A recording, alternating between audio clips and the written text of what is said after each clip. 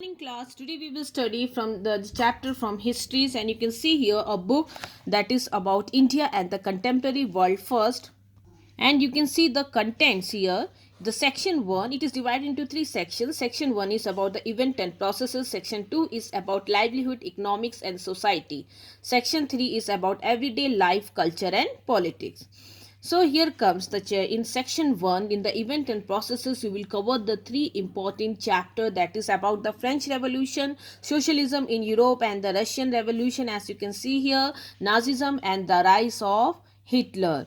And when we talk about the section 2, it's about the forest society and colonisms, and then you will see pastoralist in the modern world, peasants and farmer. And when we talk about the section 3, you will read about the history and sports, especially the story of cricket and clothing, a social history.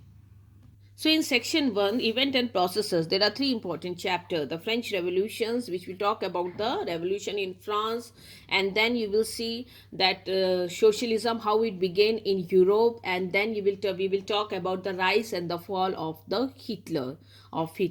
So when we talk about the French revolutions, okay, here you can see today we often take the idea of liberty, freedom and equality. So here you can see in the Indian constitution they have adopted the idea of justice, liberty, equality and fraternity. So here you will see when we talk about this word liberty, equality and fraternity, liberty of thought, expression, belief, faith and worship. So here means liberty, it means of freedom. Freedom from control, freedom from interference, obligation, restrictions, and you can see power of right of doing, speaking, whatever that should not harm to the others. And when we talk about the equality, as our constitution says, equality of status and opportunity, and to promote among them all. So it means equality, the state of being equal, where men and women, people of different races, religions, they all are treated fairly and have the same opportunities. And when we talk about fraternity, assuring the dignity and of the individuals and the unity and integrity of the nation. So fraternity means brotherhood or fraternal relations, or you can see brotherhood relations, supports and friendship between the people who feel they are closely linked to each other. So here you can see the preamble of the Indian Constitution, where the Indian Constitution they have adopted the word liberty, equality, fraternity. So have you imagined that where this words has come out? Where the people they talk about these liberty, equality and fraternity. So it's from the French Revolution. Here you can see that we need to remind ourselves that these idea it also have a history. By looking at the French Revolution, you will read a small part of that history. So whatever idea that has been adopted by the world, it has a history behind it. So in this chapter, we will read about that history. So when we talk about the French Revolution, it led to the end of the monarchy in France. Monarchy, it means that king or queen is the head of the government, or the country is ruled by the empire. It's you can see by the king. So it end the rule of the king or the queen, or you can see monarchy. So as a society that is based on privileges.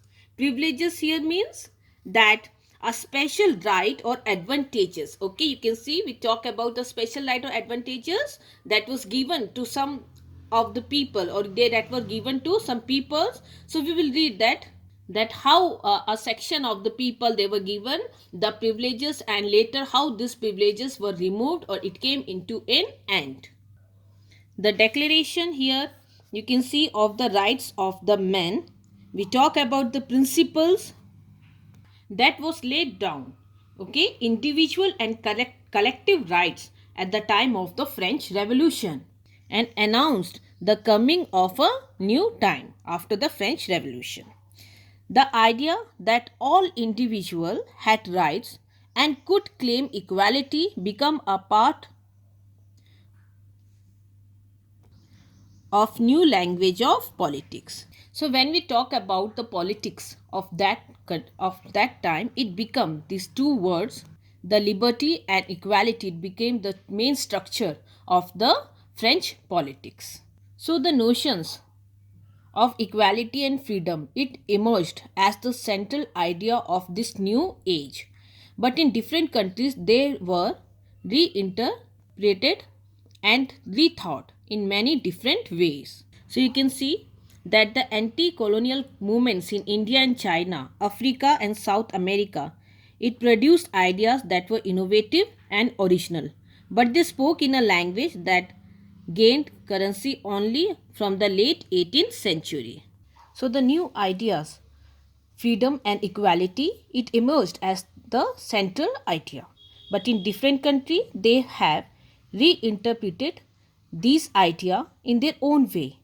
As you can see, the example of the colonial country where they had been colonized and they struggled for the independence after being inspired by these French Revolution. So here we start the chapter, the French Revolution. So France, officially known as French Republic, that is a country of northwestern Europe. So in Europe, okay, it is located in the, you can see, northwestern part. And here the revolution is about to change the system or the government, okay, where you can see a large number of populations or a number of people, they rises up against the government and demand change. In some revolution, you can see the people, they are attempting to change the way the government is making decisions.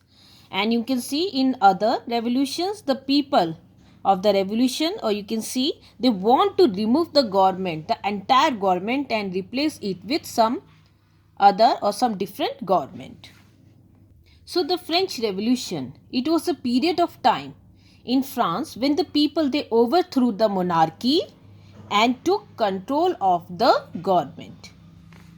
So when did it take place? So you can see the French Revolution it lasted 10 years from 1789 to 1799. It began on July 14, 1789, as you can see here, 14 July 1789, when the revolutionaries, okay, they stormed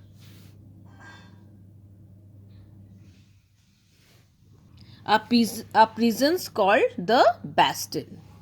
As you can see in this image, this is the Bastille, the fort of Bastille, okay, where the prisoners were kept. So here you can see that it is written, the storming of the Bastille.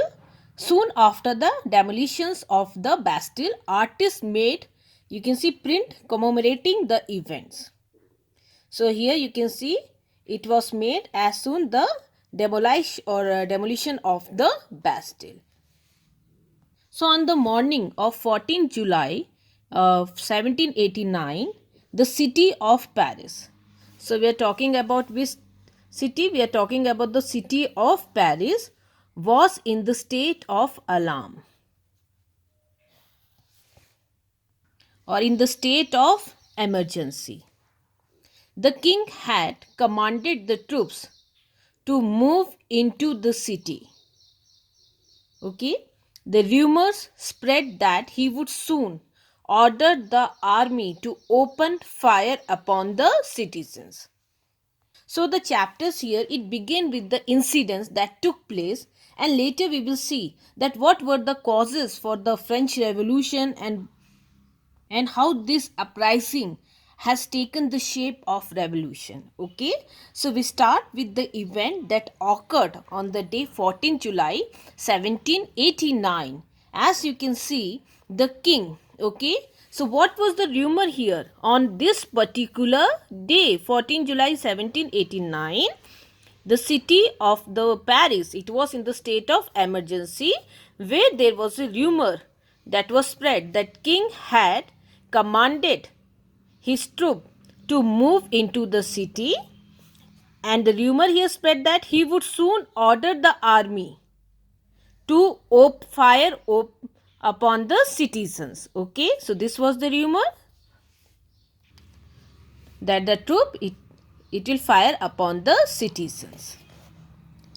So some 7,000 men and women, after hearing the rumor that was spread in a town of Paris, you can see that men they gathered in front of the town hall. Okay, and they decided to form a people militia. So they decided to form a people militia.